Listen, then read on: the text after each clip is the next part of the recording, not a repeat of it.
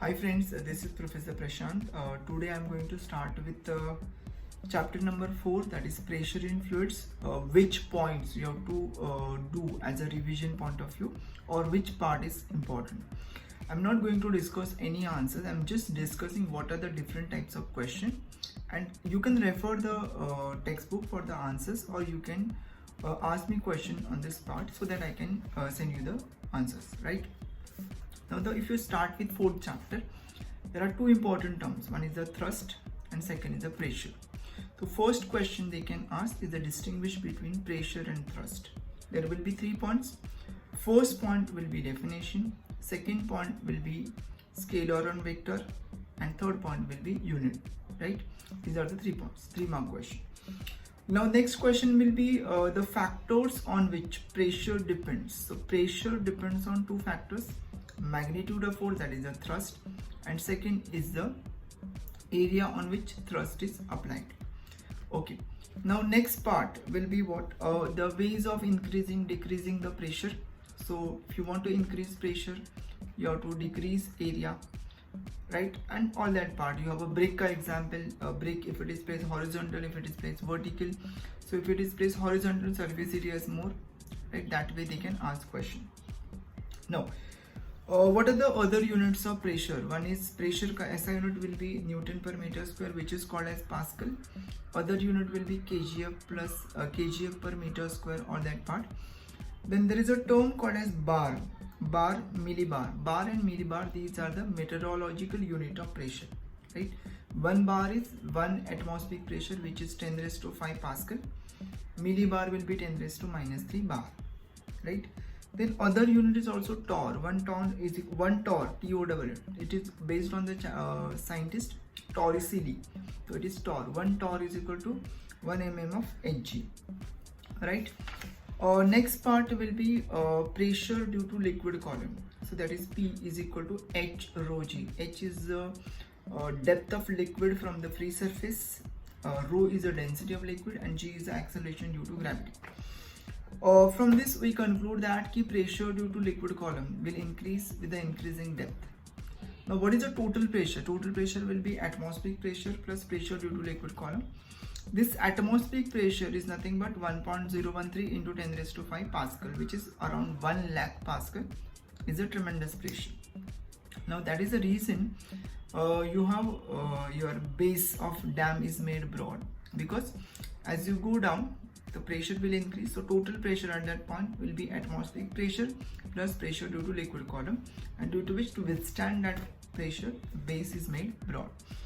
Then you have some examples based on it, right? Why the divers would need a special protective suit, or what is the size of air bubble when it rises up, increases. All that kind of question they can ask. Next frequently asked question will be what is Pascal's law. Now statement of Pascal's law should be as it is in the text. So you can't change a single word here to here. So that is one part. Then what are the applications of Pascal's law? Now Pascal's law, that application is not in detail. You can just read the names: hydraulic press, hydraulic jack, hydraulic brake, all that part, and you can study. Next will be part B. Now part B, what they want to say, ki atmospheric pressure is tremendous. Now they name the experiment which shows that atmospheric pressure is tremendous. That is a tin can experiment. That is collapsing tin can experiment is the name of the experiment. Then here also you have to say ki average pressure of human average force thrust acting on human body is around 2 lakh Pascal, because average surface area of human body is around 2 meters square. So average thrust will be around 2 lakh Pascal, right? After that, there is examples given like sucking a drink with a straw, filling a syringe with a liquid. All these are based on difference in the atmospheric pressure and pressure due to liquid column. Then you have a rubber sucker, right? Action of siphon system. All these are give reason type question. This is a frequently asked question. They can ask question based on this.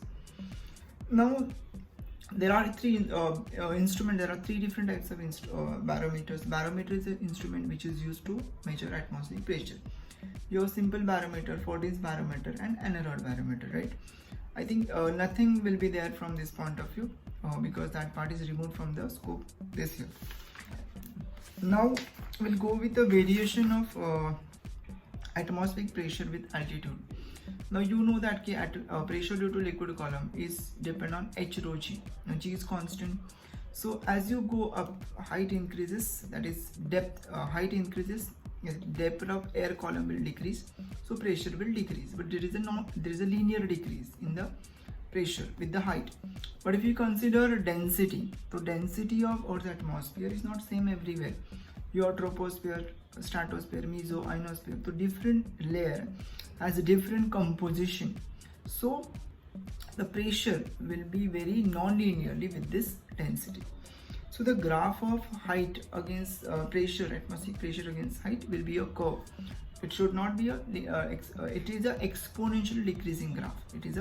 The proper word will be exponentially decreasing graph. There is no linear, exponentially decreasing. Then you have weather forecasting, or that 5 points are there. That 5 points they can ask for fill in the blank type of question. Then next part is altimeter. What is altimeter? Where it is used? That kind of question they can ask. This is about the 4th chapter.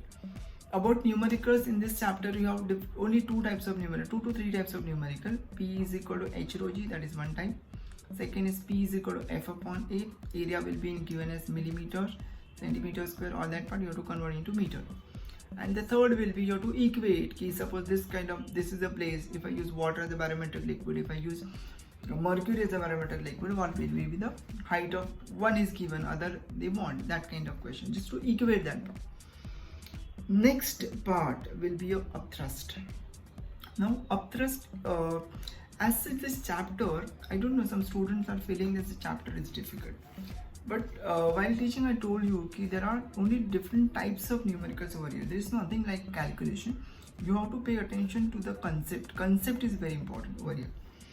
Now over here, hi friends, this is Professor Prashant. Now I will start with the next chapter, that is upthrust. Now basically this upthrust is a force acting in upward direction, right? The property is called as buoyancy.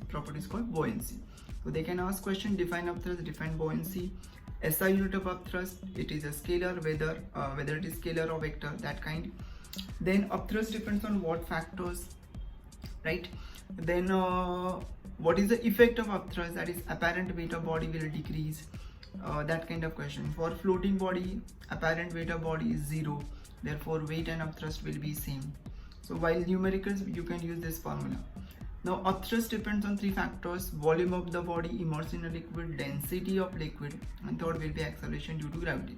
So since acceleration due to gravity remains same, so we will not discuss that part. We will discuss only about 2 parts: volume of the body immersed in a liquid and density of liquid. It depends on density of liquid, not the solid, right? Next part will be we can say they can ask a question if the body the statement will be Archimedes principle. They can ask you state Archimedes principle. Then they can ask a question if suppose you have 2 bodies of density A and B, density of A is more than the density of liquid, then body will sink, and if the density is less, it will float, and if it is equal, body will float but completely submerged. Then part B, you have relative density. Now what is relative density? Definition they can ask.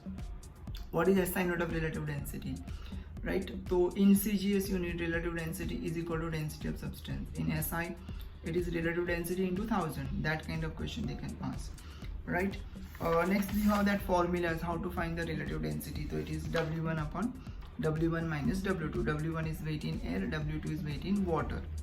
Then you have numericals based on this RD of say we can say RD of substance when it is immersed in liquid other than water. So then there will be, right, RD of solid is equal to W1 upon W1 minus W2 into RD of liquid, right? That will be given part. And if they want RD of liquid, then you have the formula that W1 minus W2 upon W1 minus W3. W1 is weight in air, W2 is weight in liquid, and W3 is weight in water. Next part will be flotation, right? Almost same part is repeated in flotation, whatever you have done in part A. Now in flotation, for a floating body, apparent weight of body will be 0. So your weight is nothing but your upthrust, right? That is a part. So okay, then you have a give reason based on flotation of ion ship. See why ion ship float, and although it is made up of iron, it will that iron will sink, and it can float on the surface of water. That kind of question they can ask. Then you have what is the use of Plimsoll-Line or importance of Plimsoll-Line, that kind of question. Then you can have a question like, it is easier for a man to swim in a sea water rather than fresh water. Right? Here you have to give the values, that is density of sea water is 1.026 and that of fresh water is 1, that kind of. Then icebergs float on the surface of water, right? That kind of question they can ask. Or it is dangerous, icebergs are dangerous for ships, right? Then rising a balloon, it does not rise indefinitely, that kind of question can be asked, right? Now this is about this chapter. Now the important part from this chapter is what is a numericals. Now from this chapter there are various type of numericals that you have to practice vigorously, because if you won't practice you will not get these numericals one day prior your exam. एक दिन पहले नहीं possible होगा, because these numericals are little difficult compared to all numericals of physics from standard 9. This is one of the difficult chapter, yet you have to pay attention properly to this numerical. Now the next chapter is, hi friends, this is Professor Prashant. Now today I will discuss with you heat and energy. Now heat and energy, you have only part A. Part D, you have only definition, that is 2 definition of greenhouse effect and the global warming, only 2 definitions. Now we'll discuss with part A.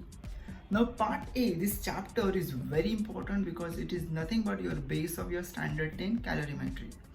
Now here you are dealing with 2 important terms, one is heat and second is temperature. The first question will be distinguished between heat and temperature. They can ask definition, define heat, define temperature, right? Now the basic part, what is calorimetry? Calorimetry is the measurement of quantity of heat, it's called calorimetry. Now the vessel which is used is called calorimeter. So we are discussing all these terms. Now here the quantity of heat absorbed or given to a body depends on 3 factors: mass of the body, material of the body and change in temperature. These are the 3 factors on which quantity of heat depends. Now this C is called specific heat capacity, which is a characteristic property of substance. Means what? If you consider copper, aluminium, silver, the her substance will has a different specific heat capacity. It is called specific heat capacity.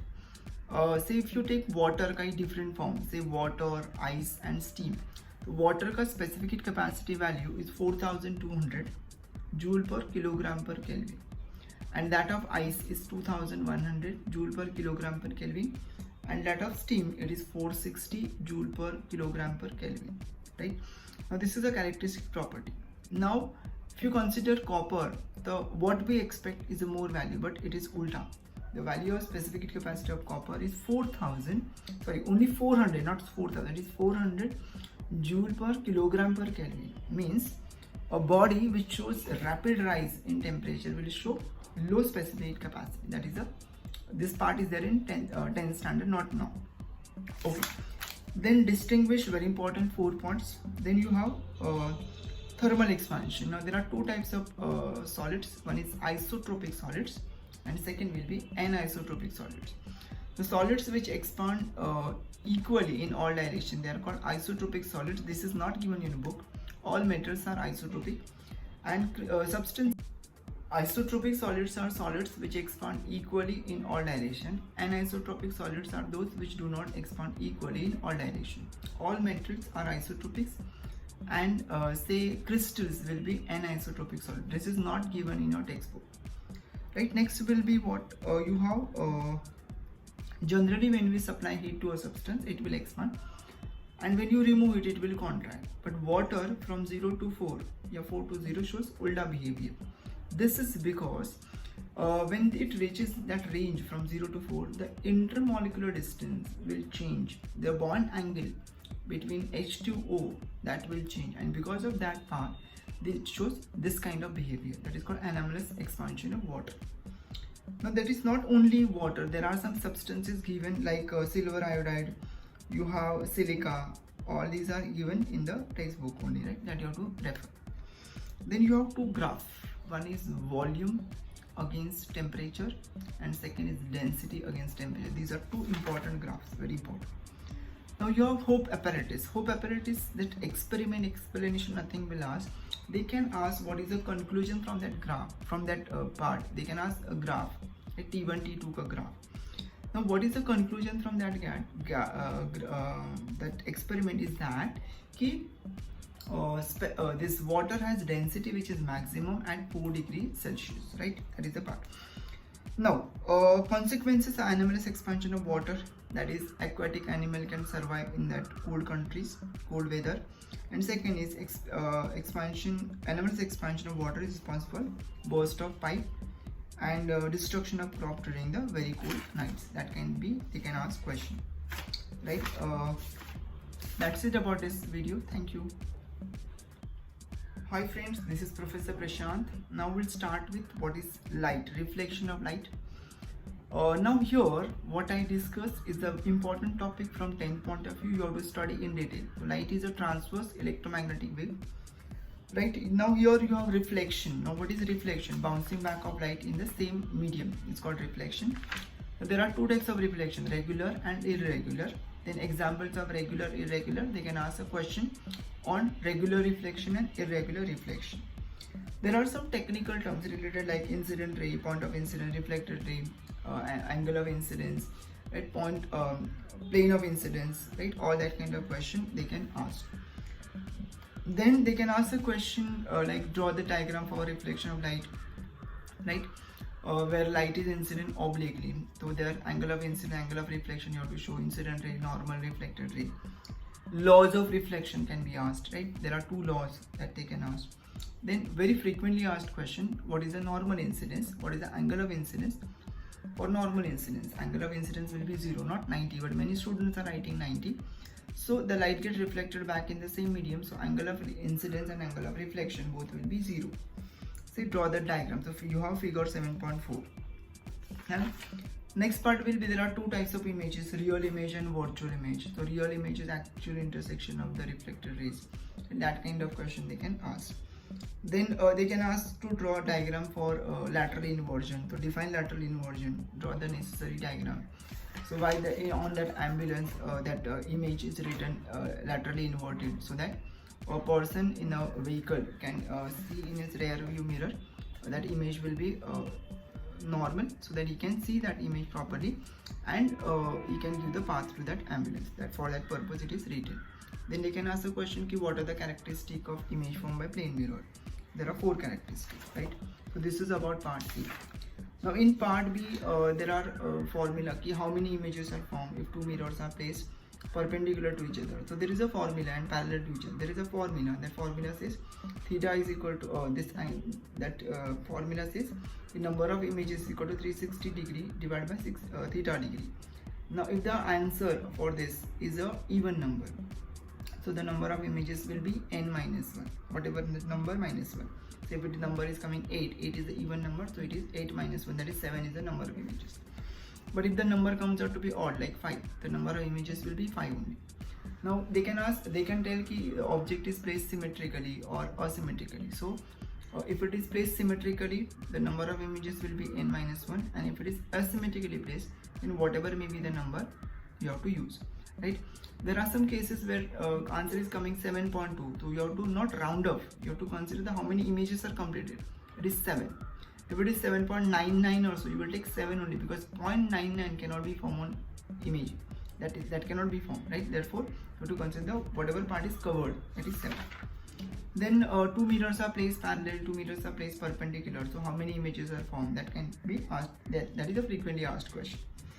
Okay, then next will be draw the diagram for parallel images and parallel mirrors and perpendicular mirrors, right? That is very important, frequently asked question. Then uses of plane mirror, it is again same. Next part will be spherical mirror, that is concave mirror and convex mirror, that can be asked. Then you have some ray diagrams with a concave mirror and convex mirror. So all that ray diagrams with that all the cases and characteristic of image will be, they can be asked, right?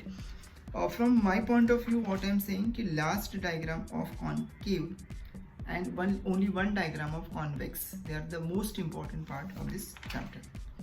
Then remaining part from this chapter is removed, but they can ask uses of spherical mirrors, concave as well as convex, and they can ask the question distinguish between concave mirror and convex mirror.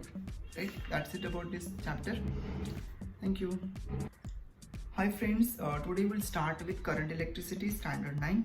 In chapter is very important from 10th point of view, so you have to do thoroughly properly. Now the first question will be over here to define current, why metals are good conductors, that kind of question they can ask. SI unit of current, then scalar, vector, right, that will be asked. Then there are two types of current, one is alternating current and second will be direct current. Now direct current, what are the sources? So you have battery, cell, and for alternating current, your AC generator or AC mains, these are the two sources. Now there are two types of cell, one is primary cell, secondary cell. Primary, secondary distinguish they can ask. Then that I will not discuss in detail because already we have taught that part, but that is important. Then suppose SI unit of current is ampere. Suppose 1 ampere current flows through a conductor for 1 second, so how many electrons will pass, right, number of electrons, that kind of question they can ask. Then current is ampere is a very large unit, so for smaller units will be milliampere, microampere, that kind of question can be asked. Then symbol used in circuit, that is ammeter, voltmeter, galvanometer, battery, key, all that, rheostat, what, that kind of instrument they can ask. They can ask function of each. They can ask to distinguish between ammeter and voltmeter. This is not this is a new question. School can ask this type of question, right? Material used for standard wire is constant and manganese is a alloy. So effect of temperature will be negligible. Therefore they are used because unka temperature coefficient of resistance is very low. So effect of temperature is less. Therefore they are used. Then when you draw a simple circuit diagram, electrical circuit, that they can ask this part. Right? They can ask to draw that diagram, that is figure 9.12. Then distinguish between insulators and conductors they can ask. Right? Closed circuit, open circuit, what do you mean by that? Right. Then second part, what is the potential difference? Now definition of potential difference, SI unit, scalar, vector, that can be they can ask. Then they can ask a question ki define one potential difference is said to be 1 volt, that kind of question. Define resistance, that Ohm's law, statement of Ohm's law, that is very important. Then resistance, SI unit will be what, right? Define 1 ohm. Factors of making the resistance, there are 4 factors: material, temperature, length and area, that kind of question they can ask. Now about C part, efficient use of energy, just do this part. This is not actually a physics part, this is just type of it's kind of EVS type of question, but do this part because this is there in scope. You read this part carefully and it is very, very important. Now we'll start with the last chapter, that is magnetism. Now magnetism chapter is what they are saying. In magnetism, there are natural magnets and artificial magnets. Now, why we require artificial magnet? So, natural magnets they do not have the definite shape. They are available in odd and even shape, irregular shape, and they are not magnetically strong enough. They can be used, right? Therefore, there is a need of artificial magnet. Now, the first known magnet is called lodestone. It's the iron oxide, Fe3O4. Right, here you have a what is magnetic induction, right? Then what is the magnetic induction or induced magnetism, right? That kind of question they can ask. Why induction precedes attraction? Induced magnetism is temporary, explain with the help of that part. Then what is magnetic field, right? Then magnetic field is a vector or scalar, that kind of question they can ask. Then properties of magnetic lines of force, field lines, right? There are 7 points, you can write any 4, but read all. Then existence of magnetic field, there are 4 points that you have to explain, not detail, but their heading should be there, you should know that part. Then what do you mean by uniform magnetic field? Parallel equidistant lines is a uniform field, and if it is not, it is called non-uniform field. Then definition of neutral point, define neutral point. Then there are 2 positions of neutral point when north of magnet is pointing towards geographic north, and south of magnet is pointing towards geographic north.